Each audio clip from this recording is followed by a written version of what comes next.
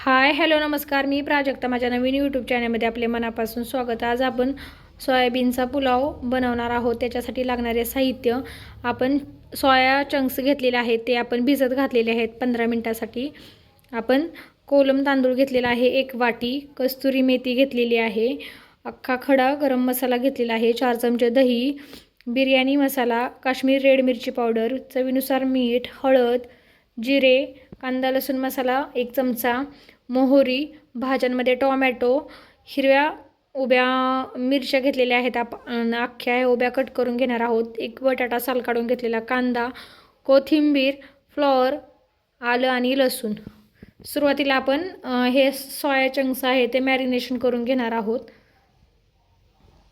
सुरुवातीला आपण एक मिक्सरचा जार घेतलेला आहे, त्याच्यामध्ये 1 इंच आलं, 1 गड्डी लसूण, 2 हिरव्या मिरच्या, भरपूर अशी कोथिंबीर घालून असे आपण त्याची बारीक अशी पेस्ट बनवून घेणार आहोत. आलं लसूण पेस्ट बनवायची. आणि आपण जे सोया चंक्स भिजत घातले होते त्याचं आपण त्याच्यामधलं पाणी हाताच्या साहाय्याने काढलेलं आहे आपण त्यातलं. त्याच्यानंतर त्याच्यामध्ये आलं लसूण पेस्ट, त्याच्यानंतर 1 साल काढून घेतलेला बटाटा, फ्लॉवर, आणि त्याच्यानंतर काश्मीर रेड मिरची पावडर, व्हेज बिर्याणी मसाला, परत 1 अर्धा चमचा हळद, कांदा लसूण मसाला आणि चवीनुसार मीठ. आपण त्या भाज्यांपुरतंच मीठ घातलेलं आहे त्याच्यामध्ये. त्याच्यानंतर 4 चमचे जे दही घेतलेले आहे ते दही, हे सर्व आपण चमच्या साहाय्याने मिक्स करून घेणार आहोत. हे सर्व मिक्स करून घ्यायचं आणि त्याला मॅरिनेशन करून घ्यायचं. ते सर्व मिक्स करून झाले की आपण त्याच्यामध्ये जी कस्तुरी मेथी घेतलेली आहे ती बारीक अशा हाताच्या साहाय्याने क्रश करून त्याच्यामध्ये घालून घेणार आहोत आणि पुन्हा एकदा छान असं मिक्स करून घेणार आहोत. आता आपलं हे मिक्स करून झालेलं आहे. आपण हे भाज्या 10 ते 15 मिनटासाठी अशाच मॅरिनेशनसाठी ठेवणार आहोत. तोपर्यंत आपण फोडणीची तयारी करूया. आपण गॅसवरती कढई ठेवलेली आहे. कढईमध्ये तेल टाकून घेतलेलं आहे. तेल छान गरम झाले का अख्खा खडं गरम मसाला घालायचा त्याच्यामध्ये. नंतर 2 हिरव्या मिरच्या घालायच्या.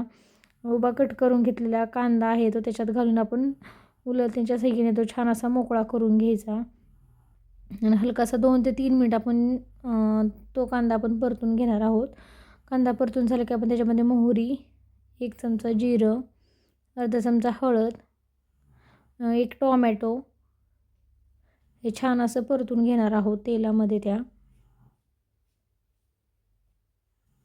ते परतून झालं की आपण त्याच्यामध्ये आलं लसूण पेस्ट जी बनवून घेतली, आलं लसूण आणि कोथिंबीरची पेस्ट, ती त्याच्यात घालून घेणार आहोत. त्याच्यानंतर मॅरिनेशन केलेले आपले सोया चंक्स आणि भाज्या आहेत त्या त्याच्यात घालून घेतलेल्या आहेत आणि हे छान असं आपण परतून घ्यायचं.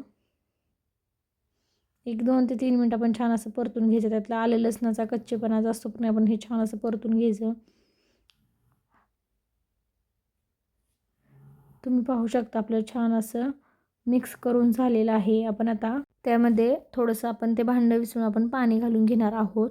त्याच्यानंतर आपण जे तांदूळ 1 वाटी घेतलेले होते कोलम तांदूळ, ते स्वच्छ आपण धुवून घेतलेले आहे आणि त्याच्यामध्ये घालून घेतलेले आहेत आणि ते मिक्स करून घ्यायचं. ते मिक्स झाल्यानंतर आपण ज्या वाटीने तांदूळ घेतलं होतं त्याच वाटीने आपण त्याच्यामध्ये पाणी घालून घेणार आहोत 2 वाट्या.